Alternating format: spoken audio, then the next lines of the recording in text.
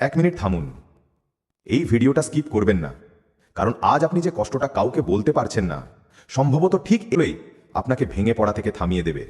আজ যদি মনে হয় সব কিছু চেষ্টা করেও লাভ হচ্ছে না আর একদম শেষ হয়ে গেছেন, তাহলে অনুরোধ, এই ভিডিওটা শেষ না করে যাবেন না। শেষে এমন একটা সত্য শুনবেন যেটা বুঝে গেলে আপনি আর আগের মানুষটি থাকবেন না।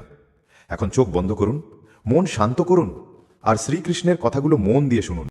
একবার চোখ বন্ধ করে ভাবুন, যখন সব চেষ্টা করেও কিছু ঠিক হয় না, যখন নিজের মানুষগুলো পাশ থেকে সরে যায়, যখন প্রার্থনাও যেন শূন্যে হারিয়ে যায়, তখন যদি কেউ এসে বলে এই কষ্টেরও একটা সময়সীমা আছে, আপনি কি বিশ্বাস করবেন? আজকের ভিডিওটা শেষ না করা পর্যন্ত এই প্রশ্নটার উত্তর আপনি পাবেন।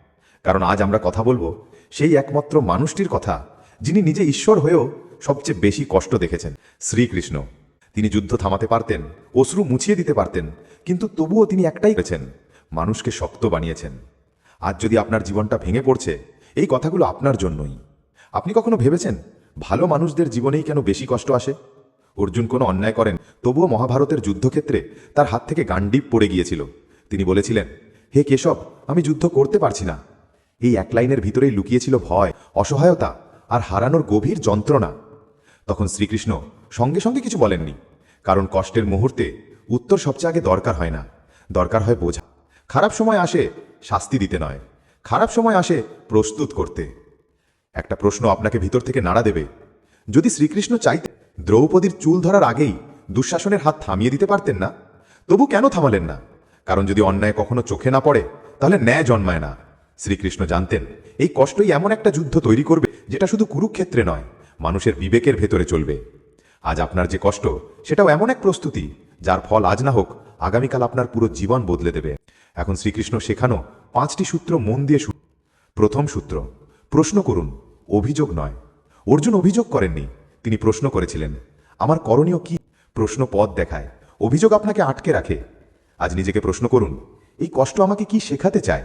দ্বিতীয় সূত্র, ফল ছেড়ে দিন, কাজ ধরুন। গীতা বলে, কর্ম করুন, ফল ছেড়ে দিন।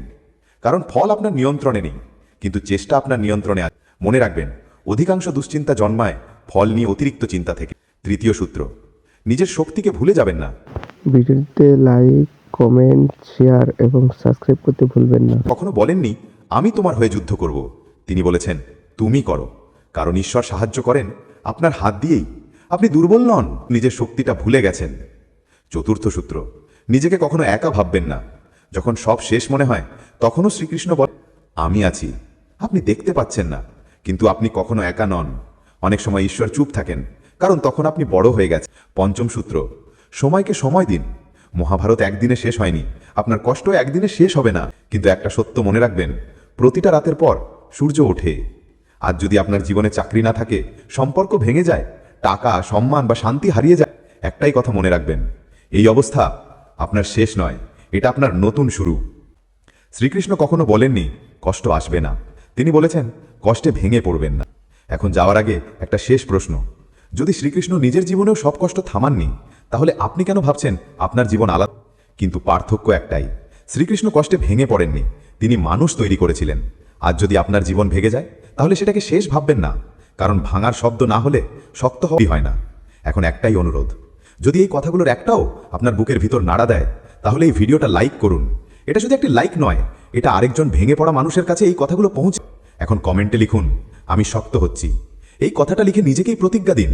আর যদি চান এমন কথা, এমন শক্তি, এমন শান্তি নিয়মিত আপনার জীবনে আসুক, তাহলে এখনই সাবস্ক্রাইব করুন। কারণ শ্রীকৃষ্ণ এখনো নীরবভাবে শক্ত মানুষের পাশেই থাকেন। আর আজ থেকে আপনিও সেই শক্ত মানুষের একজন।